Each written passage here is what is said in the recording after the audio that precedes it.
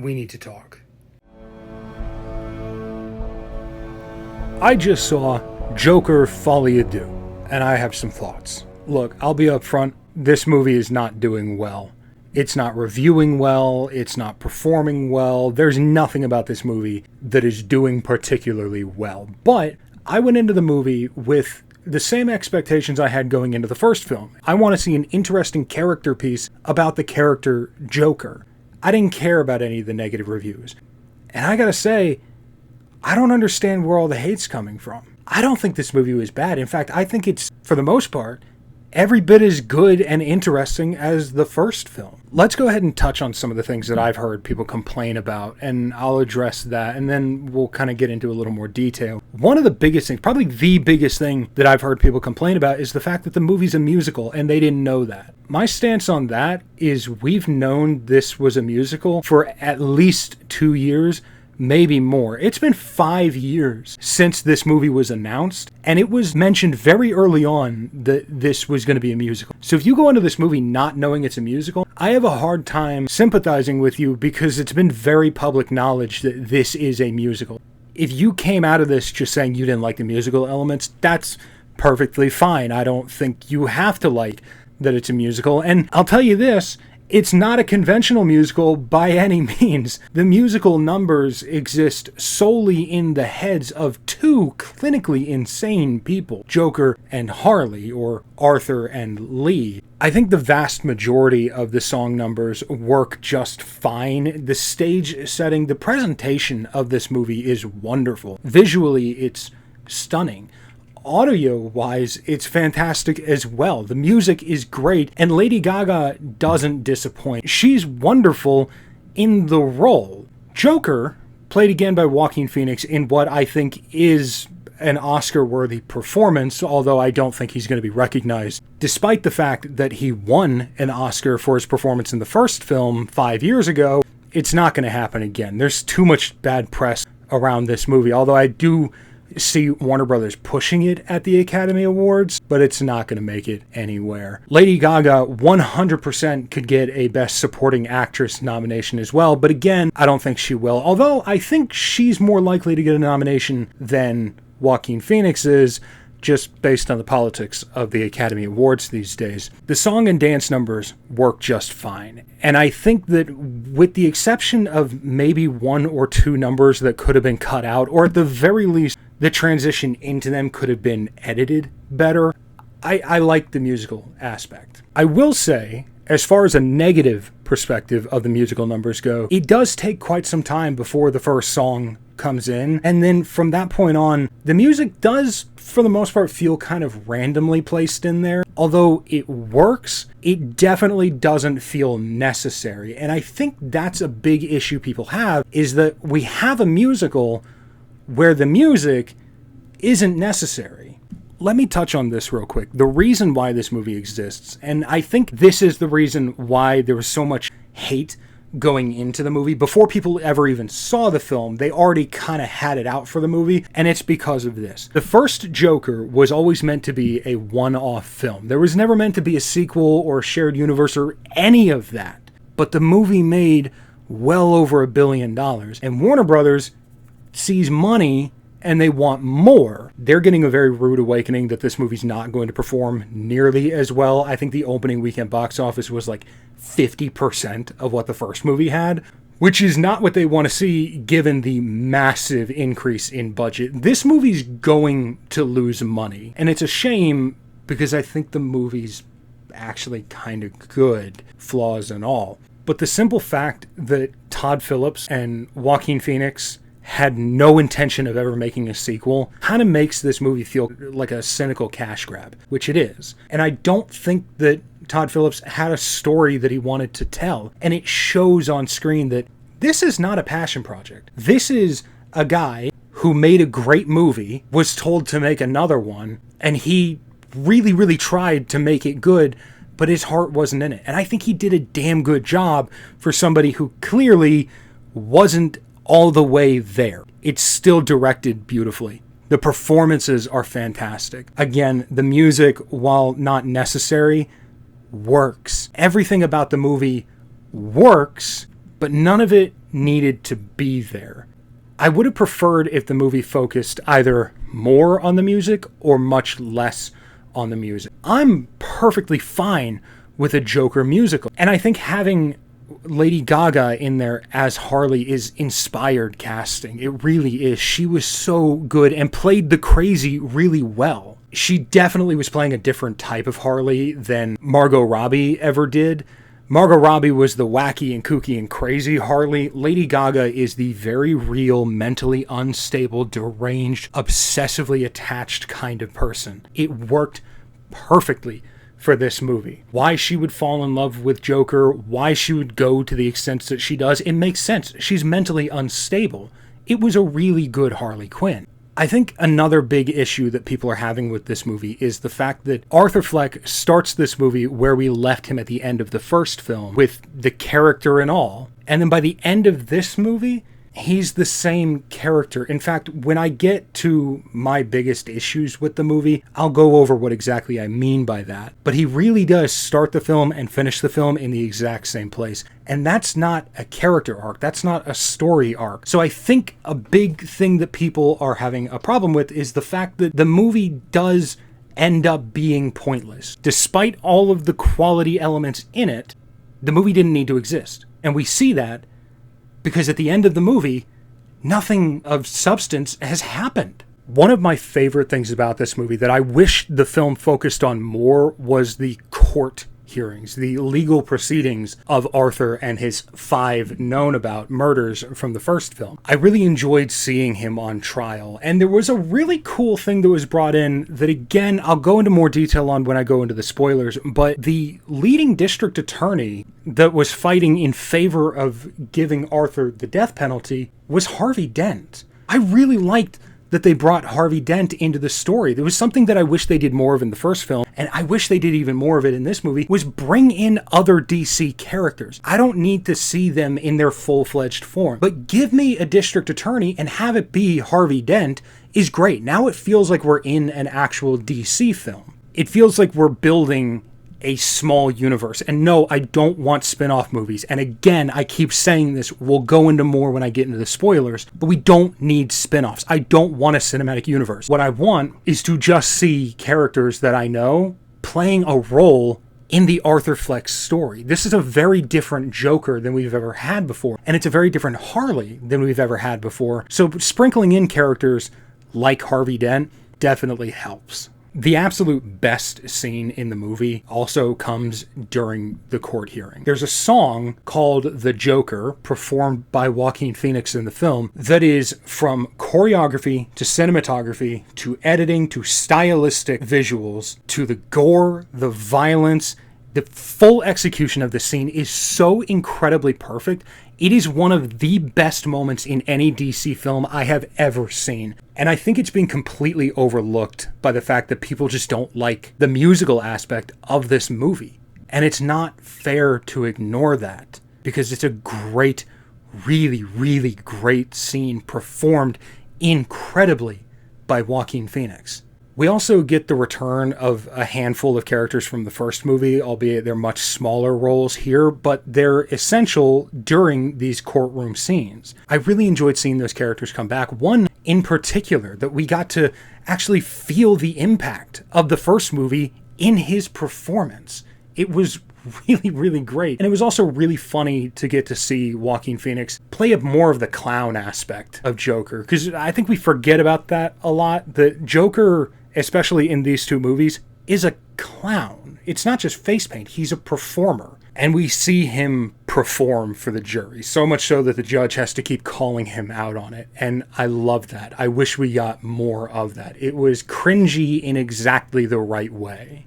But all right, I feel like I'm ready to jump into the spoilers, because that's where most of my negatives come in, is in the last few minutes of the movie. So let me just go ahead and say this. If you have not seen the movie and you're kind of put off of seeing it by all the negative reviews, just take it from me.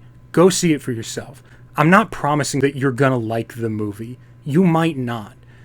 But I thoroughly enjoyed it. I think the musical hate is completely out of line. I think a lot of the complaints of the movie has no purpose, the movie has no point, I think those are completely out of line.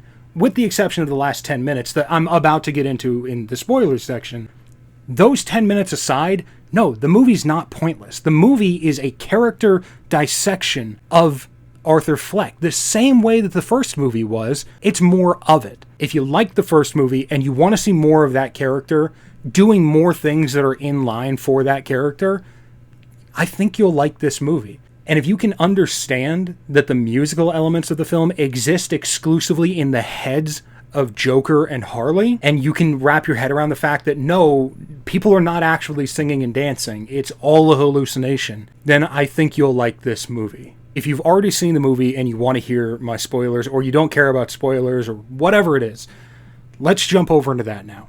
The vast majority of my issues come from the last 10 to 15 minutes of the film. During the courtroom scene, a bomb goes off. The whole wall of the courtroom is blown out, and now Arthur is free to just walk out into the open world. But before that happens, we see something that is a little too cute for the movie's own good.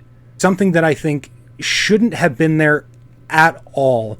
And the only way around it is to cut this 5 to 7 seconds of footage out and just leave it alone. And that's Harvey Dent. Throughout the movie, we see a younger version of Harvey Dent doing his very best. He's kind of a slimy character. He's an attorney. It works. It works out just fine. He's not exceedingly memorable, and outside of his name being Harvey Dent, there's really not a whole lot to make you feel like, oh, that's Harvey. But again, this movie doesn't need deep characters from the Batman universe. It just really needs some namesakes doing the jobs, and it'll make the world feel more fleshed out. So Harvey worked in the movie, but when the bomb goes off and it blows out the side of the courtroom, a bunch of people are injured. We see Arthur kind of frazzled getting up. He clearly took a blow to the head. The camera pans and we see Harvey sitting up a little too staged with some damage to his face, clearly teasing the Two-Face transformation. This is not something we needed. It's not something that should have been there, because I'm telling you right now, this movie's not getting a sequel. The way that it's performing at the box office, it's not getting one. And the fact that the first movie was never intended on getting a sequel tells me that this movie should have also had that mentality of we're not getting another one. So having Harvey take the Two-Face damage in this way tells me that they're teasing something that they knew we were never going to get down the road. It's also entirely unnecessary, because we're building up these villains now. We built up Joker, we built up Harley, and now we're introducing Harvey in a world that doesn't have a Batman. And we see Bruce Wayne in the first movie in a tease that, quite frankly, shouldn't have been in the first movie. It was kind of one of the big issues with that. This Bruce Wayne is too young to have villains that are in their 30s, 40s, and 50s when Bruce is still a child. They'll be elderly by the time he dons the cape and cowl, and we're never gonna get that movie. That's not happening. I promise you, people, even if this movie made $1 billion, they're not building this into a new universe with Batman. We already have the Robert Pattinson Batman, and we're building up the James Gunn Batman Brave and the Bold, or whatever it's called. They're not gonna do 3 different Batman universes right after we just wrapped up the Ben Affleck Batman from the Snyder universe. It's too much. They're not doing it. Joker works best as an isolated thing, and there's no reason to have Harvey Dent get the injuries like that. Not only was it inappropriate for this story for them to show Harvey get the damage, the amount of damage that he took doesn't make any sense. I'm telling you right now, yeah, he got some blow to the face, but nothing that can't heal naturally. I don't even think he would need plastic surgery to get rid of the scars. He'd heal just fine.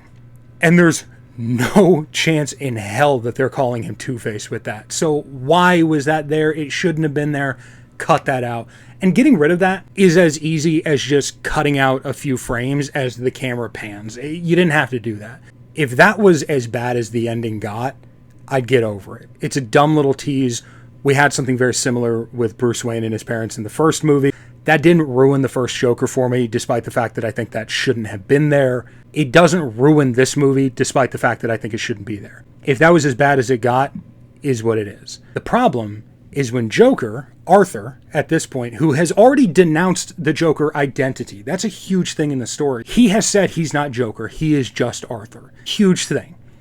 He now walks out of the building, He's in a haze. He took some head damage from the explosion. He gets picked up on the street by one of his supporters, somebody who's in the full Joker getup. Sees him, he's starstruck, shoves him into the back of his car. Him and his buddy are driving Joker to safety, somewhere off. Gradually, Joker starts to kind of come to it, and he decides to get out of the car and start running. Now, here's where another thing happens that is, on the surface, not a deal breaker, but we're starting to add up little issue. Joker gets out of the car and starts running, and 2 police cars come up and stop in the middle of an intersection that Joker just ran through. One of the cars is blocked by a taxi. The other one is pointed straight at Arthur, nothing blocking him, and yet the police car doesn't chase after Arthur. This is, again, not a movie-breaking moment, but it does beg the question, why have the police car roll into the shot anyways? It wasn't there to begin with, and it doesn't do anything. And now I'm just blatantly distracted by the fact that this cop had a clear shot at Arthur Fleck, who just fled his own trial after a car bomb explosion, and you're just not gonna chase after him? All right, is what it is.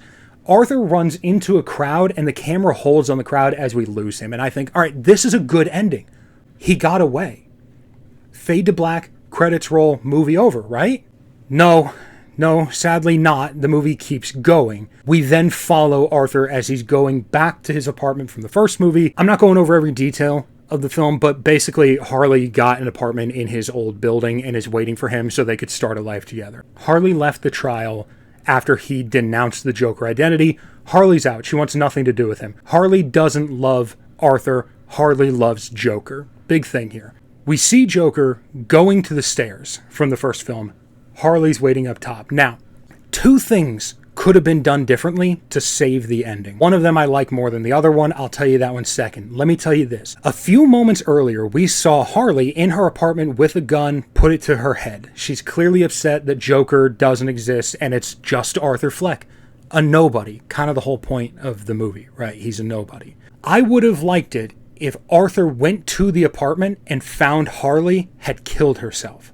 It's a bleak ending, yes, but it's a bleak movie. That's the point. It wouldn't be out of line. We literally see her put the gun to her temple just a couple minutes before this. Have him find her dead. He feels alone. Bam.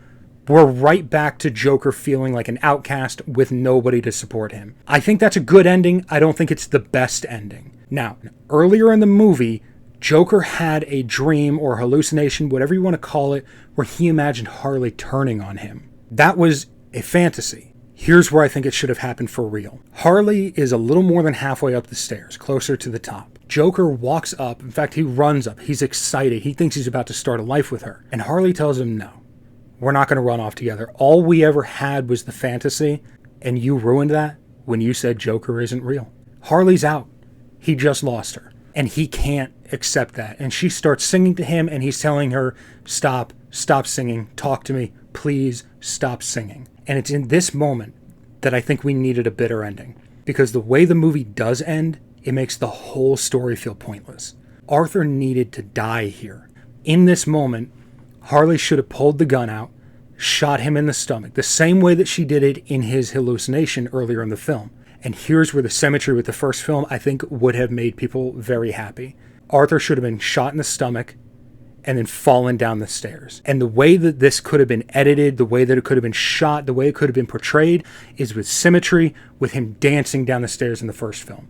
When Arthur is going down the stairs, dancing in the first movie, that dance symbolizes the birth of the Joker. Joker is now alive. For the first time in Arthur's life, he is alive. Smash cut to this, Joker's now falling down the same stairs, dying. It could have been shot in a way where his falling and his dancing matched up. I think it really could have been done very well. And then the movie should have had Arthur hit the bottom of the stairs as he's bleeding out, keep the camera on him, a long shot, let the music play as cop cars roll up in the back, and we understand the Joker is dead.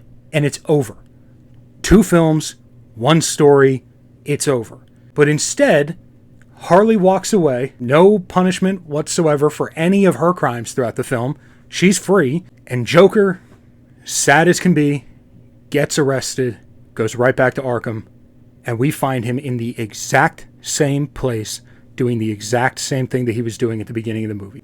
I think it is this ending, the final 10 minutes, that is ruining this movie for everybody, and why it is currently sitting at that on Rotten Tomatoes from critics and audiences. I don't think the movie's that bad. I think the movie's pretty good. I think the ending let people down.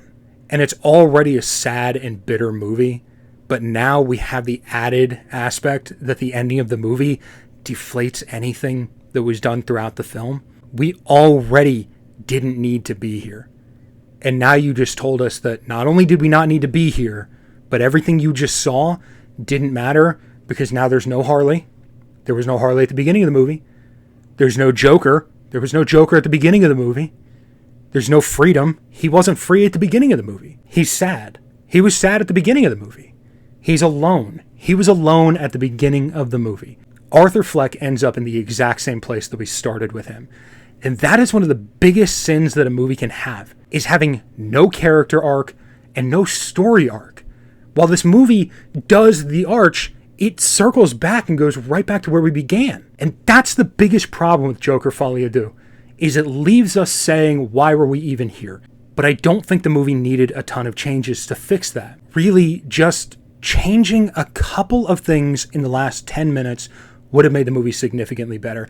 I do also think that some of the editing going into the musical numbers could have been done better, and that would have helped the overall story. But really, just the ending needed some work done to it. Have Harley either kill herself and Joker finds her, or Harley needed to kill Joker and he needed to die on the stairs where he was born in the first film. You do that, and I think Joker Folie Deux is regarded in a much higher light than it currently is. I've said a couple of times now that I think Arthur should have died at the end of the film, and he does. Arthur does die. He's murdered in prison. He's shanked. I don't find that to be a very satisfying conclusion to his character, because I think the death should have come from either Harley or from his own doing.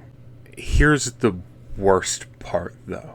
Jumping back to 2019, there was a popular theory saying that Arthur Fleck was not the Joker. He was the guy that inspired the Joker. Arthur Fleck is never going to fight Batman. Somebody else will.